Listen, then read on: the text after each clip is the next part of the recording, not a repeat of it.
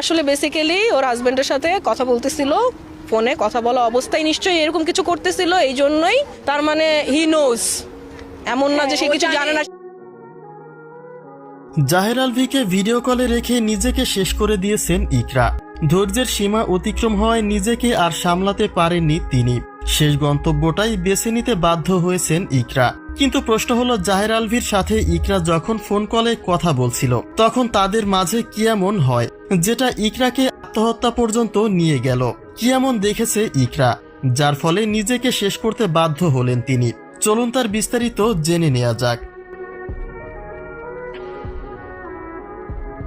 ইকরার একজন ঘনিষ্ঠ ব্যক্তি দাবি করেছেন এই ঘটনার A to Z পুরোটাই জানতো জাহের আলভি। তিনি বলেন, ইকরা যখন এই ঘটনা ঘটায় তখনই আলভির অ্যাসিস্ট্যান্ট পাশের রুম থেকে ইকরার রুমে প্রবেশের চেষ্টা করে, কিন্তু দরজা ভেতর থেকে বন্ধ থাকায় ডাম্বেল দিয়ে দরজা ভেঙে ইকরাকে অচেতন অবস্থা থেকে উদ্ধার করে সে। কিন্তু আলভির অ্যাসিস্ট্যান্ট কিভাবে বুঝলো যে ইকরা এমন কিছু করতে চলেছে?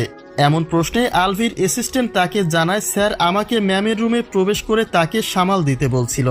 আলভি, স্যার আমাকে বলছিল ইকরা উল্টাপাল্টা কিছু করতে চলেছে, আর তাই আমিও সেই রুমে তৎক্ষণাৎভাবে ছুটে যাই। ওকে আমি জিজ্ঞেস করছি যে তোমাকে কে জানাইছে, বলতেছে আমাকে স্যার ফোন দিয়ে জানাইছে, মানে আলভির কথা বলতেছে। যে আমি বলছি কি জানাইছে, বলে স্যার ফোন দিয়ে আমাকে বলছে যে তোমার ম্যাডাম হচ্ছে পাগলামি করতেছে, তুমি তাড়াতাড়ি ওই রুমে। যেহেতু অ্যাসিস্ট্যান্টকে ঘটনার আগেই রুমে পাঠিয়েছিল আলভি, সেক্ষেত্রে এটা নিশ্চিত যে আগে থেকে সবটা বুঝতে পেরেছিলেন আলভি, আর তা বোঝার জন্য নিশ্চয়ই তারা ফোন কলেই ছিলেন। এই ব্যক্তির দাবি, আলভি তখন ইকরার সাথে এমন কিছু করেছে যেটা মেনে নিতে পারেনি ইকরা, আর তাই ধৈর্য হারা হয়ে নিজেকে শেষ করে দিয়েছেন তিনি। আলভি নেপালে রওনা হওয়ার আগেও ইকরার সঙ্গে ঝগড়া করেছিলেন, আবার তার উপরে আলভিকে নিয়ে এমন অভিযোগ। সবকিছু বিবেচনায় ইকরার আত্মহত্যায় প্রত্যক্ষভাবে জড়িয়ে যায় আলভির নাম।